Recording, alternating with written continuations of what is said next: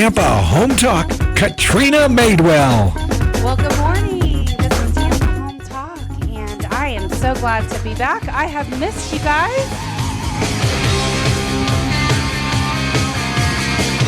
Thought I'd give you a little Panama music here. Oh, fantastic. All right, there. Go ahead and tell us about Panama. I'll answer the calls. You're already getting calls. You want to tell our listeners while you're playing that? Yes, right after he answers the call, he's going to. So, yeah, I'm playing that because she just got back from Panama for 2 weeks. Yeah, we did do the, well, actually, it was not a full transit of the Panama Canal. It was a partial transit. So that part was cool. But basically, the difference is it just goes through one part of the canal where the lake is, turns around, comes back. We didn't actually get off the boat or anything. Like, Adam flew to Panama City just a while back. Yeah, so we were on the other side of the canal. Yes. And how was it? Oh, it was awesome. I would recommend it to anybody. What did you do? Because now I'm adding that to my bucket list. And the flight was super cheap. I mean, it was on Spirit, so, it's Spirit. What was that like? It was okay. Price-wise? Price-wise, it was about $250 a person. Round trip? Not bad. And that's with upgrading to the... It's cheap to stay there, It's right? like the first class of Spirit. So, like, it's still not a great seat, but, it's just you and another person in the row. The place where we stayed was amazing. We stayed at an Airbnb. It had a pool on the roof. It was awesome. It's really affordable, right? Is what yeah. Oh, yeah. It was, I think, round trip plus the Airbnb for 3 nights. It was $1,000 a couple. Cool. I'm so disappointed Leo is not here this week. Yeah. Whoa, don't say that. Don't say that. Air? Did he call in? No. Well, no. Yeah, no, say hello. Say hello. You have a friend online here. Hey, Leo. Hey, what's going on, everybody? Hey. My first week back, and I miss you. It's been 2 weeks. I know. Adam and I held down the fort really well last week. This is Leo Cannyn with Beryl Engineering and Inspection, checking in from Daytona Beach. All right. We're glad you're here. Yeah. So, Leo, I have to tell you, of course, the engineer of the group, we have to pick on him a little bit every week, but I think he's going to have so much fun because I actually took notes during the cruise because I was so fascinated with a lot of the fun facts with regards to the Panama Canal. So shall I spend maybe the first segment? Chat about that? Yeah. Okay. Fire away. So the Panama Canal, if you had to go around South America, it would be 8,000 miles to go around that. Mm-hmm. And so the canal basically was originally the French tried to dig it, failed miserably. United States pretty much came in like they do with everything and bought it, fixed it, made it work. The French basically exceeded their budget after 8 years. They stopped building it in 1885. The cost was at that time over $234 million, almost $235 million in 1889. Can you imagine that? That's when they stopped What's that building in today's it. dollars? Sorry?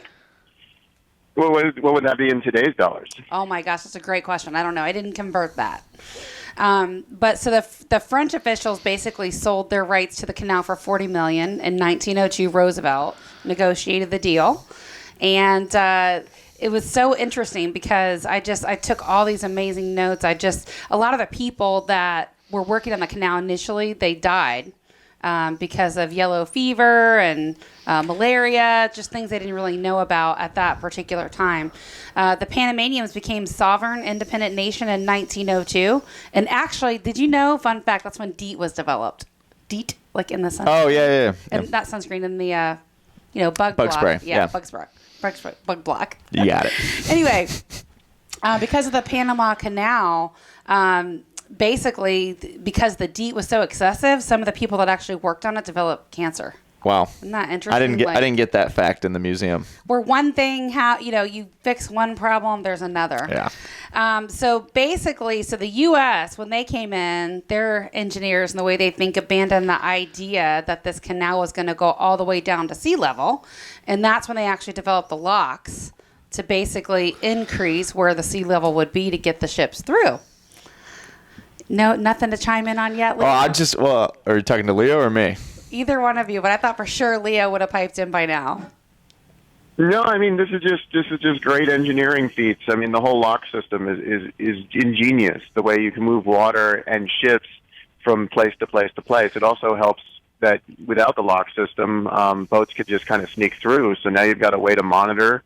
You've got like a truck weighing station basically for huge boats carrying whatever they want to carry. So I love it. Just keep the engineering coming. Yeah, we're going to talk about that too, because I actually have roughly what it cost our ship to go through the canal. Oh, well, so Are you that, excited about that? well, I know those numbers, and You that's do know that, yeah. okay. So I thought what was most interesting was when the U.S. had it up until the end of 1999, we were just running it at a break even, right? Yes. Well, the U.S. realized how much it was going to cost to maintain that. And then Panama took it over, and now they charge almost up to $800,000 a ship if you want to go all the way through. So I'm going to tell you how they calculate what the cost is to actually go through.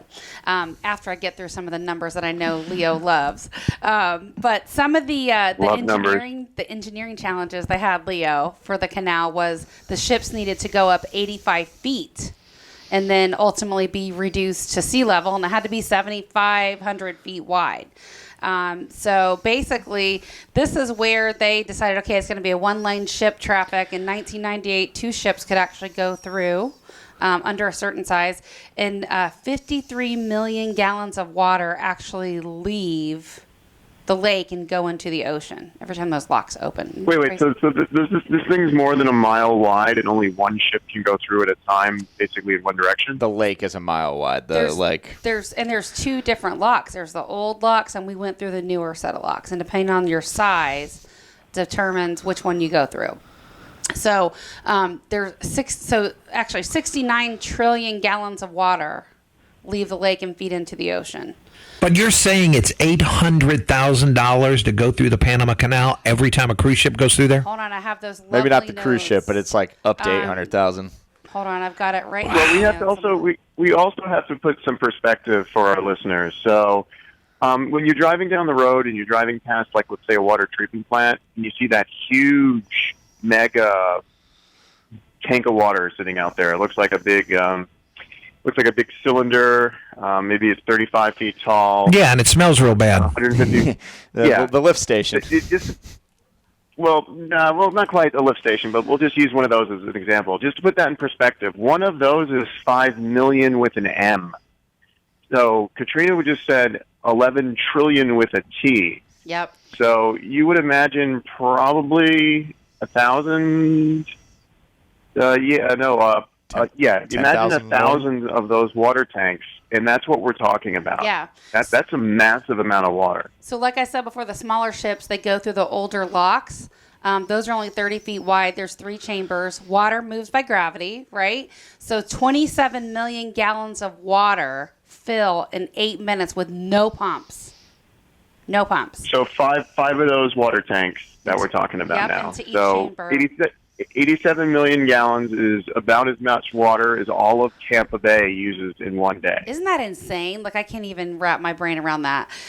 Anyway, so Well, that's why I keep trying to throw statistics out that you might be able to wrap your brain around. I know. It was just so fascinating, the whole process, and like hearing the people that spoke. There was a guy that actually came on from Panama when we started and was narrating a lot of the stuff as we went through. There was another guy that also knew a lot about it. But did you know when they go through the Panama Canal, that is the only time that a captain actually surrenders the vessel to a pilot that guides them through the canal? They do that in Tampa Bay, too. I knew that part. Well, and then basically the pilot is responsible if something happens to the ship. They have to repair it. Yeah, so they do that in Tampa Bay, too. So you know how you've been in the Bay, right? Mm-hmm. You know how the shipping channel kind of zigs and zags? So the pilots for Tampa Bay, some of them actually live on Egmont Key. Oh, wow. Yeah. So also the bridge, if it was interesting because I was watching some of the cars. Actually, I was talking to Pat. I called Pat on a Facebook Live right when this was happening. We were watching the cars like zoom through because it takes about 45 or 60 minutes. They have to wait for the ships to go through if they get stuck, on the other side of the bridge and they're trying to get through. And there were a lot of cars that did not want to wait to go through, so they were trying to rush over that bridge as fast as they could.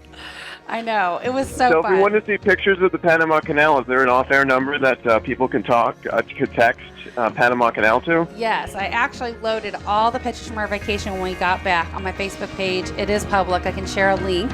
So you just text Panama to 813-377-2775. Or if you just have questions, of course, you can reach us always at 813-377-2775. Now, a couple more little fun facts. The Chinese are actually building a new canal to go through Nicaragua and get larger ships through. Did you know that? I did not. That's interesting.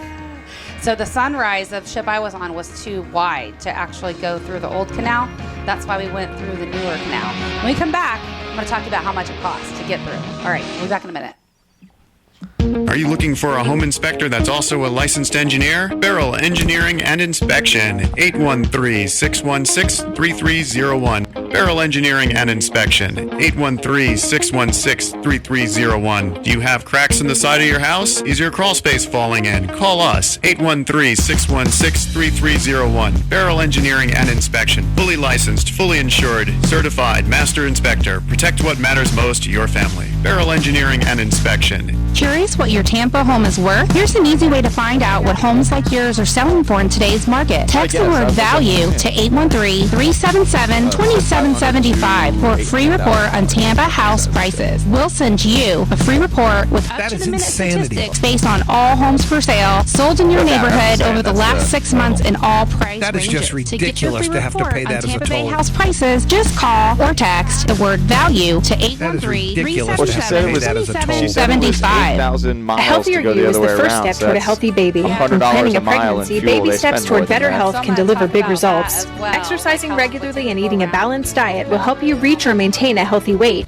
and Okay. increase the likelihood of a healthy baby. And then we'll get Taking a into- multivitamin containing But it says, folic acid every home day talk helps show. prevent birth defects. And regular medical and dental checkups are especially important when planning for Oh, pregnancy. you're supposed To to learn more about taking your baby steps toward a healthy pregnancy, call Florida's Family Health Line at 1-800-451-2229. Chef Jamie Gwen here. Join me every Sunday at 1 p.m. to feed your soul. You'll hear from celebrity chefs, Food Network stars. This is Adam Talley with Talley Insurance, joined by Katrina Madewell with Tampa Home Talk and That's Keller Williams me. Realty. And today we're talking all about Panama. I think Leo's still with us on the phone, I too. think Leo Are is you on the still there, phone. Leo? Yeah, I'm still here. Leo Cannyn with Beryl Engineering and Inspection. Remember, if you like what you hear and you're watching us on the YouTubes, give us a thumbs up and subscribe. We come out with 1 or 2 shows a week on our YouTube channels. It's very important for you to give us a thumbs up and subscribe so you get to know when we upload the videos. And don't forget to share. Like, if you like what you hear, share with somebody else. And if you want to go on Katrina's next trip, text adoption to 813-377-2775. That's adoption to 813-377-2775. I tell you what, after taking the teenage kids, like, I don't think we're going. Like, You're I think ready we're to gonna- trade? I think we're going to cease travel for a while and not take the kids. All right. So I told you guys already the canal, it's, well, I didn't tell you this yet, but it's 48 miles long. It would take 8,000 miles to actually go around Cape Horn or go around South America. Now, usually it's going to take ships anywhere from 8 to 15 hours to pass through the canal, but more than half of that time is actually spent waiting for your turn to actually just go through the canal. So it takes 20 days to travel the same distance, you know, going 16 knots. So you can see how this saves a ton of time and money. Now, obviously, for the how long did you guys have to wait before you could go in? Not long, because they actually prioritize passenger cruise ships. Interesting. So that was a little interesting fun fact I didn't know. So when we were there, we took a boat to Tobago, which is like this little island, you know, off of Panama City, and there must have been 100 ships waiting to get in, just sitting there. And you didn't go through it. We were just watching them. No, we didn't go through. Yeah. We went to there's like a museum that's on one of the locks, so we went there and saw a ship go through. So sometimes you're obviously busier Wait, than others. question. Mm-hmm. So if you guys are in a cruise ship waiting in traffic to get through the Panama Canal, would that be akin to human trafficking? Only Leo or Pat would have something like that. All right. Back to some of the fun facts. So the fee to travel through the canal is actually based on tonnage for the most part, right? Because there's a lot of cargo ships that go through. But for cruise ships, it's based on basically the number of beds, essentially, that they have on there. And they charge not only for passengers, they charge for crew as well. And they charge for every single bed, whether there's someone in it or not. better fill that ship up. They want to fill the ships, especially Well, that makes sense because cruise ships always say they sail full every time, regardless, and that's why if you're retired or you have a lot of flexibility in your work schedule, you can get killer deals on cruise ships coming out of Tampa Bay if you can book day of or day before. Yes, what they call like every cruise ship has to sail full. Pack and go. Yep, they will literally charge you port fees and taxes, and you can go. So our particular ship had 1,108 crew members and 2,894 passengers. So your math is pretty about spot 4,000. on there. No, it was more than that. It cost us about $658,000 to go through the canal. So it's it was just incredible. I loved watching the gate slide. Like that was just for someone that does not have that engineer brain. It was still very fascinating. And did they pull you with the little train? The tugs? Yeah. Not the train, but the tugs. Okay, so there's like a little train Yes. on the one that I went to go see that pulled them through. And it keeps, I think it's on the other side where you were, but it keeps the ship centered so that they don't hit, because again, the pilot is responsible if something happens to the ship. But again, the U.S. gave it to the Panamanians because of the cost to actually maintain it. You're 12 degrees north of the equator, by the way, when you go through the Panama Canal. So it's a little bit warm, but essentially that's where we, want to wear sunscreen and all that fun stuff. So have you been through the Panama Canal, Leo? No, I have not, but I feel like between your stories and Adam's stories and my brain's ability to process numbers, I feel like I'm there right now. It was so fascinating. If you haven't had a chance to look at the pictures yet, Leo, do that. My husband's a freak about uploading stuff when we're out of town on vacation, which my insurance guy will appreciate that. But we basically upload everything when we come back. So we shared all the pictures where we're going through the canal. It was really an incredible experience. Can't wait to do the whole Where thing. can I find these pictures? Facebook. So just text us at 813-377-2775. Text us whatever you want, and we'll communicate with you to get you what you need. 813-377-2775. And you can call or text that number, by the way. I love it. Don't forget to text adoption if you want to go on Katrina's next trip. She looks like she's willing to trade at this point. That's like I'm texting adoption. So if you just want random engineering facts, text engineering to 813-277-3775. I'll be more than happy to share with you random engineering facts so you can amaze your friends. And I also think if you want Leo available for any trivia night, you probably just have to buy him dinner. So and I was thinking ever playing trivia against Leo on anything engineering related, I'm out. I'm not even going to play. Probably was really good at those brain quest things back in the day when he was a kid. Don't have to buy me dinner. I don't eat dinner. I have a light snack, but usually these team trivias take place in a bar, so I would expect a flight of beer. But I'd be more than happy to join your trivia team. Perfect. Flight of beer. I'd be more than happy to join your trivia team.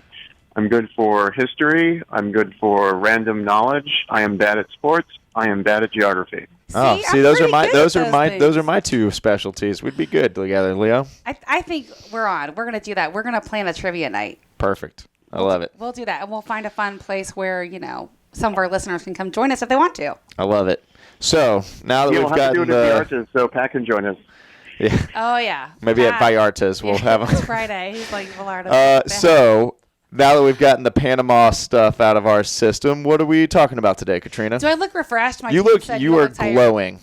You are glowing. Well, that might be the makeup, but aside from that, I probably was glowing before they put the makeup on. You got some great sun while you were there. My skin color is different. You notice? It is. Anyway, okay. So the meat and the potatoes of the show that we have lined up for you guys today are your spring maintenance checklist. And so I know Leo will have some things to chime on for this as well. These are really good things to keep in mind just when you're living in your home, not necessarily even when you're selling, but you want to make sure that you pay attention to these things. Spring and fall are a really great time to clean things up and make sure you just do these little checks. And the first thing I'm going to put at the top of our list, because we've had so much rain, during these last couple weeks, so I hear, is gutters. This one kind of gets skipped a lot, and it's one of the things probably the most important. It's one of those deferred maintenance items you really don't want to skip. So pull out all the leaves, debris, all that stuff out of the gutters, run a hose through there. Check your roof. Make sure there's no leaks or anything little like that. A good way to check that, if you have the option and you have attic access, go in your attic after a storm or even during, and walk around and look, see if you see any dark or wet spots or stains. Really good indication that you have a roof leak without having to actually go on the roof. I like that. I thought for sure Leo was going to chime in on that. Yeah, I mean, if you're going to walk in your attic, make sure you walk on the wood beams. Don't walk on the drywall because you'll fall through. You don't want to. You Probably don't want to put a should've done moon roof on there. You know. Yeah, I would think that might be Yeah, common yeah. sense, but yeah, good point. And don't rush. Yeah, walk through the beam. It's not common sense. I mean, people see the flooring and they think they can step on it. So yeah, just walk on those beams. Other things you need to watch out for when you're walking through your attic: if your house has been replumbed. Replumbing is where they initially, when you have a slab-on-grade house, they put all your plumbing on the ground. Let's say it's galvanized or copper, and over time they replace it with something called PVC. They're going to put that in the attic. So when you're walking through the attic, make sure you're stepping on the beams. Make sure you're not stepping on the plumbing pipe. Yes. Otherwise, you can call Adam for an insurance claim, and you can call Adam at 813 377-2775. 2775. Adam can actually save you a ton of money on your insurance. And I'm just saying that because he insures several things for us, and he was able to beat the pants off some of the other insurance quotes that I had before and the insurance policies I had before. Yeah. So. And the good thing about doing, talking about insurance claims and doing all this little maintenance stuff and trying to get ahead of leaks or anything else like that is, if you have a hurricane that's coming, right, and you say, oh, my roof's probably fine, the hurricane comes. Well, most policies have a 2% hurricane deductible. So if you have a $200,000 home, that's a $4,000 deductible. So that's coming out of your pocket regardless. So it's probably a heck of a lot cheaper to go ahead and take care of that maintenance ahead of time. Yes. Make sure you're doing the things you need to make sure your house is ready to go. I know Leo can attest to this. It's the little things that end up being really big things or really big ticket items. We've talked about this on the show before. And you see it all the time in the field, right, Leo? You and your guys. Well, I do. Speaking back to gutters, I mean, you have that small tree growing out of your gutter, which is 18 months old, the one that's about 1.5 feet high, and it's getting a root system in your gutters. Your gutters start to sag, so the water's not properly draining off. It just becomes heavier, so when you get the winds whipping through and pulling and tearing, your gutter system comes right off the building, and then it rips the eave of the roof. The next thing you know, you have a roof leak. And if you that's need how it happens, people folks. to check this stuff or help you out or repair any of the stuff, text us. 813-377-2775 will get you connected with the people that we use. 813-377-2775. All right, real quick, let me run into another one because I know we're going to run out of time if I don't. Siding. Make sure you power wash any vinyl siding that you have. If you have wood or any type of other siding, make sure the area is clean. Touch up paint. Even a lot of our finishes like stucco and block, make sure you have a good coat of paint. Watch for those hairline cracks. Seal them, because if you don't, that's where the water comes in and it can create a much bigger problem. All right. This is Tampa Home Talk. We've got to run to a quick break. I know Leo's going to chime in on that as soon as we get back. And then we'll run to some of those other tips for spring maintenance checklist in your everyday home and if you're getting ready to sell. We'll be back in just a minute. Here we go. We got some problems on 301. I'm going to tell you about it right after a word from Papa and Guy. Who are they? Personal injury law firm located in the Clearwater area. They've represented thousands. They can represent you. Call them if you need them. 461-HELP. That's 727-461. Back to Tampa Home Talk. This is Adam Talley with Talley Insurance, joined by Katrina Madewell. That's me with Tampa Home Talk and Keller Williams Realty, and we may even have Leo Cannyn with Beryl Engineering and Inspection still joining us by phone. Is that the case, Pat? I'm not going to drop out of this session. This is all about spring maintenance tips. Yeah. I am here. I'm here for the long haul. So a couple of these things are going to be pertaining to if you sell your home, and they're going to be really, really important. And I know the next tip is going to be maybe a little bit controversial, but windows and door screens. So you want to make sure you check for holes on those, replace them, and really clean your windows inside and out. And depending on the house especially and the windows, sometimes you will actually see where they will have you take the screens off just because it's so much lighter and brighter without the screens in there. Now, the catch-22 to that is your inspector is going to flag it as a defect. But it's well, not necessarily. I mean, if you take the screens, and we've had this before, because if you don't open your windows, there's really no point in having the window screens. So if you take your window screens and you put them in a central place like a closet, and it just letting your inspector know, oh, by the way, all the window screens are in the closet. I actually prefer that because that means they're not going to be torn and damaged. That's true. Okay, good. So I didn't give you the beat up as much as I thought I would on that tip. Your hot water heater. So you want to go ahead and lubricate the circulating pump of the motor. If you're not familiar with the parts, call a professional, do the maintenance, and then the flush, right? Leo, what's the technical term for the flush out of the hot water heater? There is no technical term for flushing your water heater. That is what you do with it. But you flush the water heater to protect your sacrificial rod, which protects your anode. And if you'd like to learn more about the water heater, we have an entire show dedicated to the water heater you can find on our YouTube channel. We did. I think Leo talked about that for almost 30 minutes. I was about to say that. And how often do we need to be checking on our sacrificial rod? Oh, you need to check your rod once every 3 years. But again, if you subscribe to our YouTube channel, you can go ahead and look us up. If you go Tampa Home Talk, and then you look up water heater, you get an hour-long session on what you can do for your water heater. I've had several plumbers call me personally and thank me for such a detailed explanation of how the water heater works. You know what we should do, Leo? We should do like a little video or something of a plumber actually doing that and then post that. That would be even more valuable. I think. Maybe a how-to. I like that. How-to. Not that you can't find on YouTube. That'd be awesome. We can Facebook Live it, and then people can like our channel, and then we can put that same video on the YouTube, and people can like and subscribe. I think we're going to have to see about doing that and like connecting those too. All right, so the next one is going to be your roof. So you want to inspect the roof for any missing, loose, or damaged shingles that need to be replaced. Now, I can tell you in my house, I'm not getting on the roof. Well, so when it comes to the roof, and if you're going to have all these, if you do have some maintenance issues for the roof, I personally, from an insurance perspective, I recommend calling a roofer. Okay, the good ones aren't going to tell you to completely replace your roof, but what they are going to do is the spots that need to be fixed, they're going to fix them properly. Because I'm sure Leo can tell you, sometimes you get on a roof and you get an inspection, and the parts that were done by the homeowner are obvious, and it causes some issue. Yeah, it causes some issues. The one thing I'm going to talk about the roof, and Leo can probably chime in a little bit on why, because I don't know the answer why. But one of the things that we see a lot is damaged, missing, or incorrectly installed flashing, and it creates like this other whole headache of things when the flashing is not there or missing or damaged. Why do you think that is? Basically, with roofing, I could get less worried about what we call in the field, and that in the field is just imagine you're in your bedroom, and in the field would just be the flooring in the center. That's in the field. I'm less concerned about in the field. I'm more concerned about where that flooring's meeting the walls.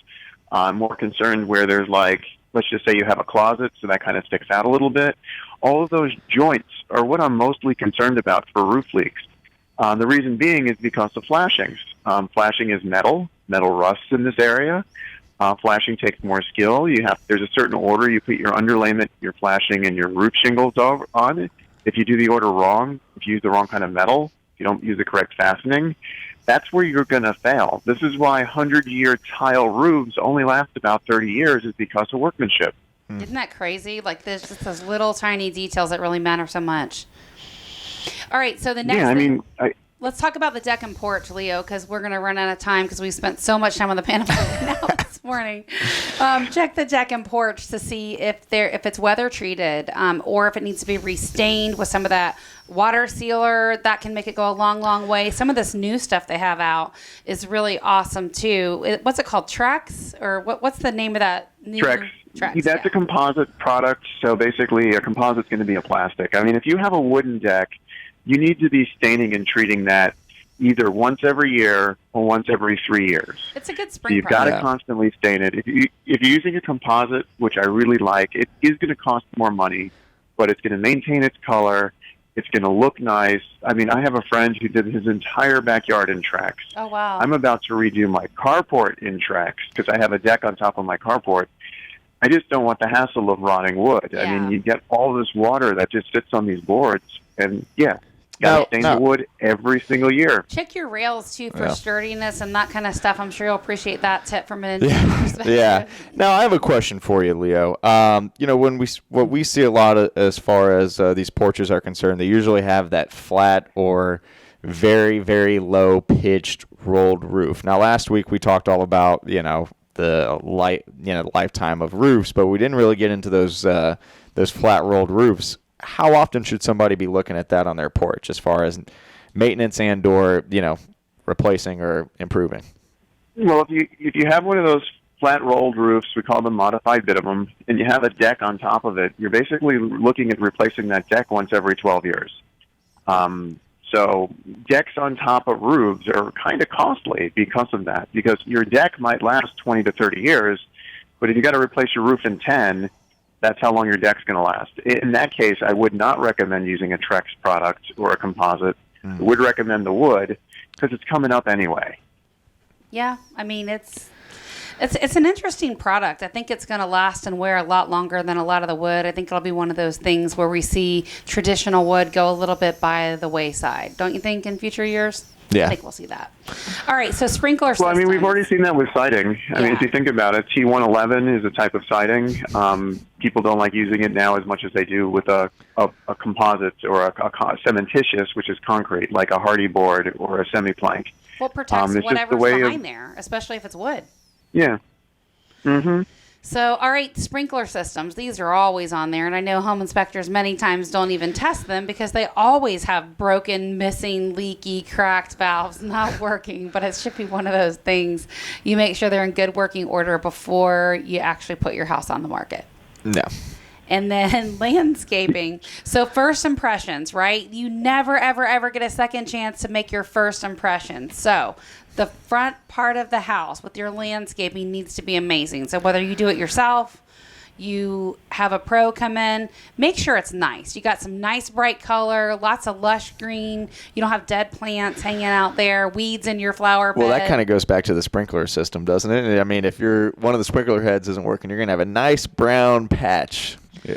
Well, and I've seen where like the sprinkler systems are automatic and one of them's broken, and you literally go to walk up to the house, and that's the time the one that raises and sprays everybody because it's going the wrong way. That's never happened in the field. That's awesome. You guys know the difference between a weed and a flower, right? Why don't you enlighten us? I feel like us? I've heard this before in trivia on Tampa Home Talk in the past, but I forgot. Yeah. Flowers are things you can't keep alive that you want to grow, and weeds are things that you don't want but can grow on their own. Yeah, that makes sense. It's par for the course. And then your foundation. So this one's kind of important because you should be checking this out regularly anyway. Anything with your floors, your concrete, your walls, any type of cracking, deterioration, make sure that you just keep a close eye on this. Anything thick, any thick cracks, especially on the outside, you're going to have those normal little hairline cracks.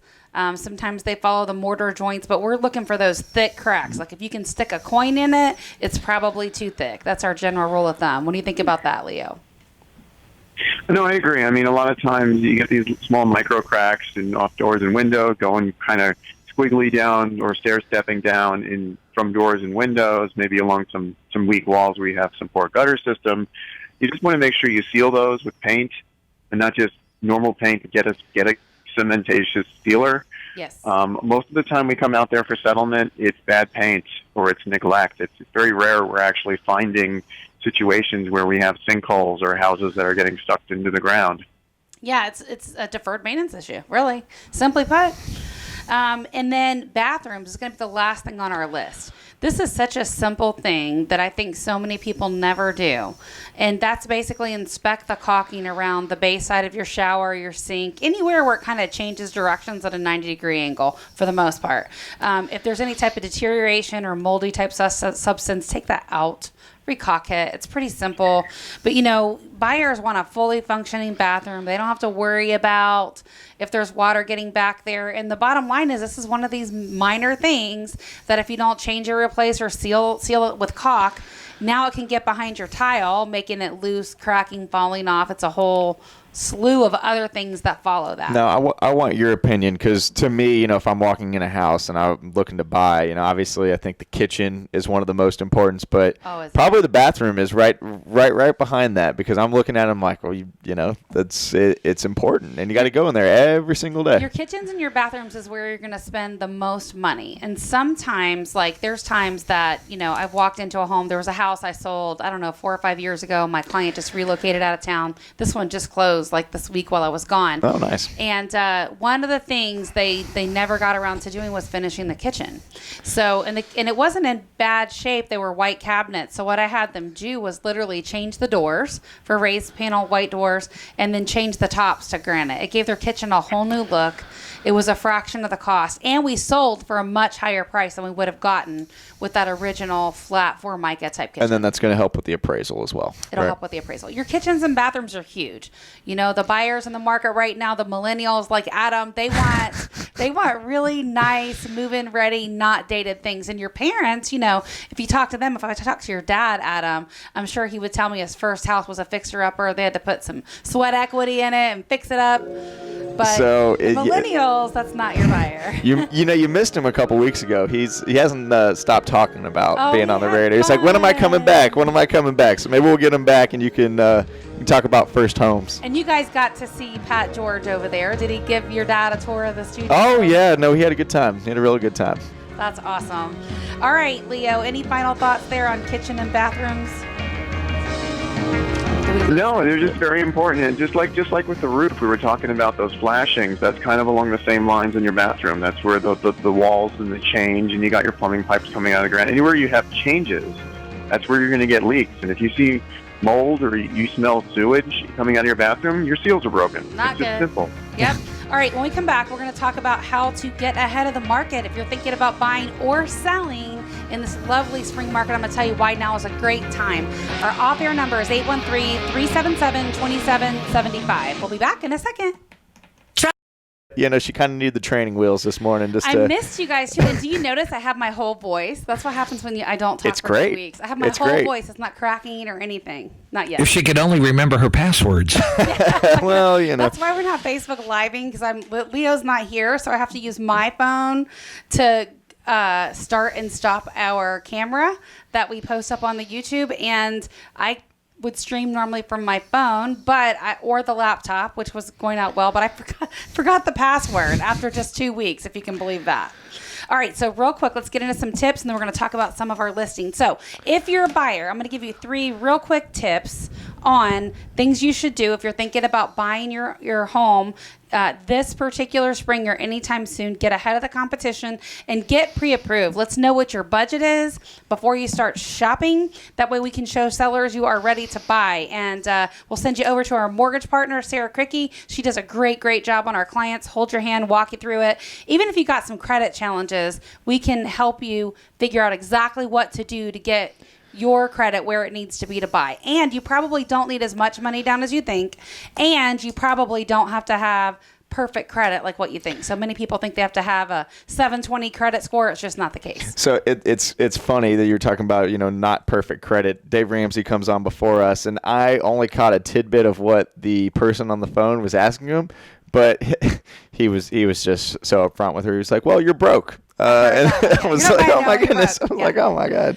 Yeah, and it's funny. I was listening to his advice, and it's the same thing that I've given people many times. If I'm walking in, that's their position, I'll say, you're a year or two away from buying, whether it's credit or financial wise or whatever.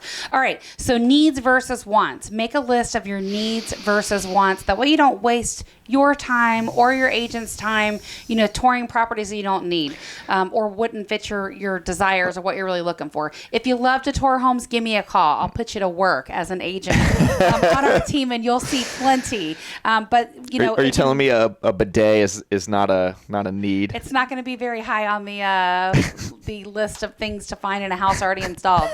And then find an agent with the heart of a teacher. That's what Dave always says.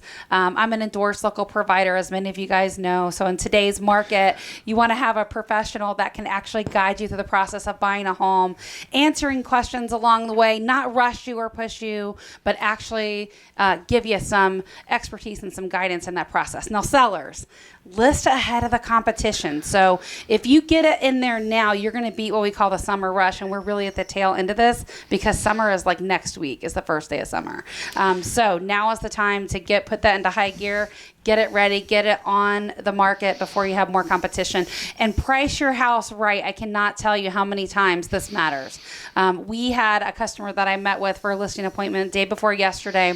House on the market. It's been on the market for 70 some days right next door. Overpriced. priced. It's one of the biggest ones in the neighborhood. It's got a pool. Many of the stuff in the neighborhood does not have a pool, and you will just shoot yourself in the foot every time and get less if you don't price it right. So make sure it's in great condition. That's where we'll help you, and make sure you price it right to actually sell. Now, question for you is about pricing right. I'm a real estate novice for sure. What's the difference on that house that you're talking about? I mean, how far off are they? Are they $20,000 off, or are they, 5 to 10? So here's the thing, it depends on the price point, obviously, right? The range, but like the average price point in the Tampa Bay area is somewhere between $275 and $300. That's the average price point. Makes sense. And we will tell you many times we will see a spread about that difference of $15,000 to $25,000 of the high end and the low end of the range. Now, depending on how that home shows will depend on where and how you can price it, right? And the third tip for our sellers ties right into this. We're going to make sure your home is decluttered and that you increase your curb appeal and that it's show ready, meaning it's staged, professional photography, and it shows amazing. The way you sell your house and the way you live in it are two totally different things. So you mean we should do all these spring maintenance tips? That's going to be a little part of it, but the biggest part is going to be the visual, right? Okay. Like fresh paint?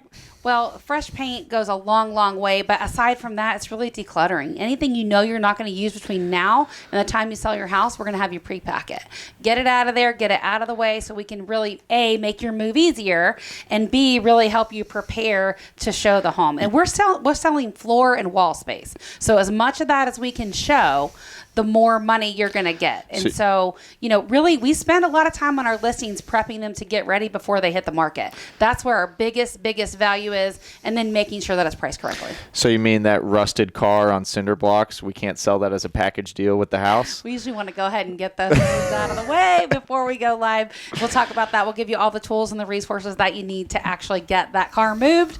You might want to consider donating or whatever it is. All right. Our off-air number, 813-377-2775. You can call or text. We've got quite a few listings we're going to tell you about. We got a list of coming soon that's a mile long. 11 new listings coming soon. Let's hit as many of those as we can, Adam, and we'll try to get some in our second hour. Okay, perfect. Well, first we have 1703 North Maryland Avenue. So tell us a little bit about that one. Plant City, historic, older type church property. I'll give you some more details on that soon, but that's going to be a hot property when it hits the market. I love it. Yeah. I love it. How about 6901 Lakeview Court? Great property right in the heart of Tampa. It's it's very centrally located, close proximity to the airport, very, very reachable for the first-time home buyer. Okay. You want to put that one on your radar. I don't have prices or anything with me right now. They're coming soon. We got it. We'll work on those prices. I mean, I have them. I just don't know them. I see. My brains were processing. I know. You've been out of the game for 2 weeks. How about 619 Bella Loop? Great property. So this is a 3-story townhome, residential elevator, amazing property. This community has a private beach access in Dunedin. Ooh, I love Dunedin. Really Dunedin is so cute. So if you've never been to Dunedin, take a day trip and then go stop by this house. You'll want to buy it, I'm sure. How about 3405 East Osborne? I think that's close to my grandparents' house. I think that might be a brand new listing that I don't know anything about that my team got while I was gone. Well, it could possibly be close to the stadium near Jesuit High School. It's a good area over there. Definitely I'll let you up know and more coming. when I know more, I promise. Awesome. How about 6633 Applewood Drive? That one's going to be a little way off the way, but it's in Quail Hollow area. Big parcel of land, newer manufactured home on that one. Awesome. Well, that sound means that we're already done with the first hour. Can you believe it? Bye, Leo. We miss you. We miss you. Are you going to be back next week? I'll catch you guys next week. All right. Send you our best. Send you lots of love. We missed you. We'll do trivia when you come back. Yes. I'll buy you a beer. Me too.